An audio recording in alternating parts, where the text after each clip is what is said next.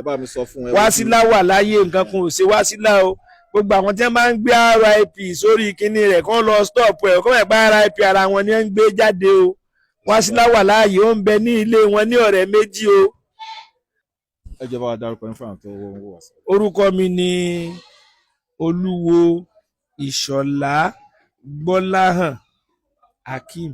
ẹ ṣé bàbá, ẹ jọ agboolé bo la wà yìí sà. Agboolé Olóòlù ní Òde Ajé Olóòlù nílùú Ìbàdàn tí wọ́n wà ní ìjọba ìpínlẹ̀ Ìbàdàn North East Local Government. ẹ ṣé bàbá wa, pẹ̀lú ìròyìn tá a rí ní orí ayélujára nípa ọmọbìnrin tí wọ́n lóyún, báwo lọ̀rọ̀ yẹn ṣe jẹ́ sà?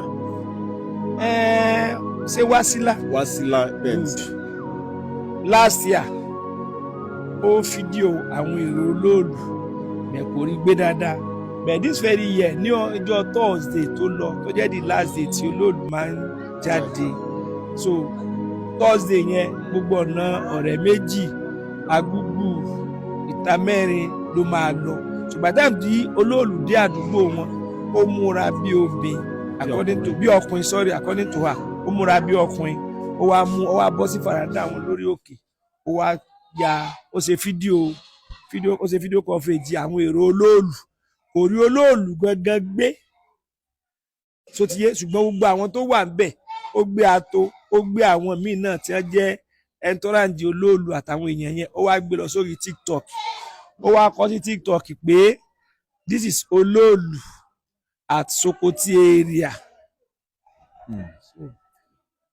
Àwa rí nǹkan yẹn, ìgbésẹ̀ wa wáyé lórí ẹ̀.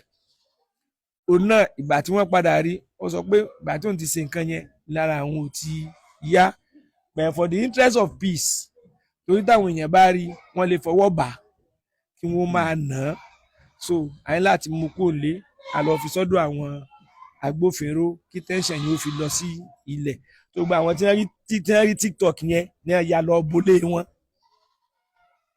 ṣé fídíò yẹn sì wà lórí TikTok báyìí? Ó ti delete ẹ̀, bẹ̀tà wa kọ̀ọ̀kan ní lọ́wọ́, adẹ̀ láwọn pictures yẹn lọ́wọ́ tàbí lè ṣe back up against yẹn, ó agree pé lóòótọ́ ló ń ṣe.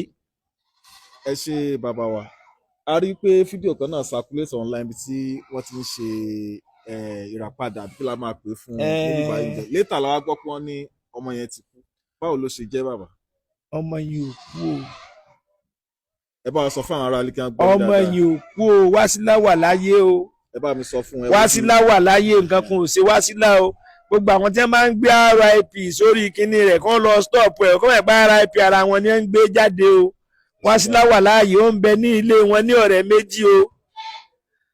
So gbogbo information tẹ́ ń gbọ́ tẹ́ ń lórí Facebook àbí anything yẹn pé RIP Wásílà irọ́ ni, ọmọ yẹn wà wọ́n ti ṣèrà padà fún nìyẹn, kò sí nǹkan kan tó máa ṣe mọ́.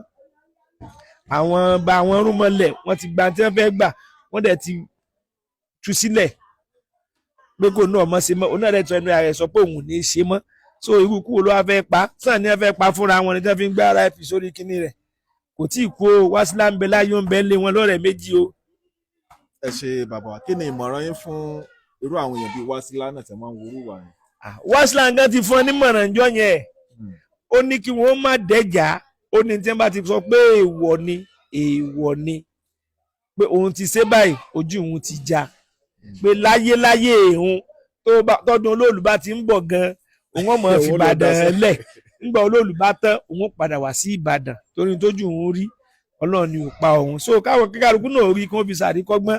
bẹ́sẹ̀ mọ̀ pé tẹ́ ẹ bá sọ wọ́n ní bàbá mẹ́yìn lọ́wọ́ ọ̀tún tá a mẹ́yìn lọ́wọ́ òsì tá a fẹ̀yìn rìn láti bí ìdè sẹ́yìn, ẹni tí ò ní yìnyín ò ní yìnyín, so kò sí bẹ́ẹ̀ tí bẹ́ẹ̀ ṣe, ẹni tí ò ní gbọ́ ò ní gbọ́, ẹni tí ò ní gbà ò ní gbà, kórìí tèmi ọmọ ṣèmi ní adọ́run mòótọ́ o.